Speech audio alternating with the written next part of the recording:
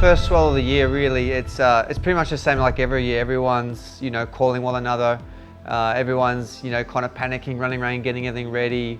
Basically everyone blows it up bigger than what it's going to be. That's generally what happens. Maliko Gulch is definitely, a circus down there, and it's getting worse every year. But, fortunately I bypassed that. I've got a little launch further down the coast, and I just jump in the water and head up there, and I kind of figure it out once I get there. There wasn't really too many tow teams. They'd been told, no more towing at Peahi when there's paddle surfers out there. So yeah, this first swell, there were like 25, 30 guys out there, and really no tow teams. So 2012 has definitely been a change for Peahi.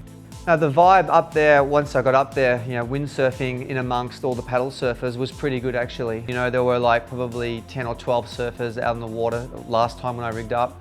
I just give them a bit of a sharker and, just get in amongst it and just be respectful. And I end up getting out there, and, my first wave, I already knew just from getting in on that first wave how offshore the wind was. Trying to get in, and then, getting blown out the back a lot of times. Just trying to get in, getting blown out the back.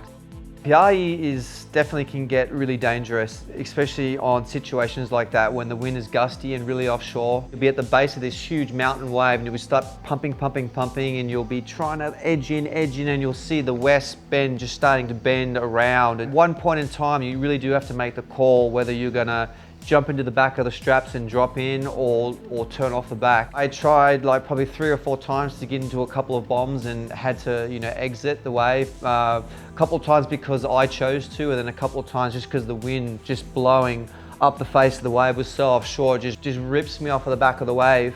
You're kind of flying through the air sometimes, and you land in the water, and you've still got all this spray and you can't see, and the first thing I do is look to see. 50% of the time you'll just see this huge mound of water like coming towards you, and you're just like, oh shit, it gets the heart rate going, and that's what makes Peahi so much fun. The big question mark, what's going to happen to you? Getting a day like that, it's really frustrating because I got this other thing in my head, and then not being able to do what I want to do. It's really frustrating. So I'm just glad we got that second day.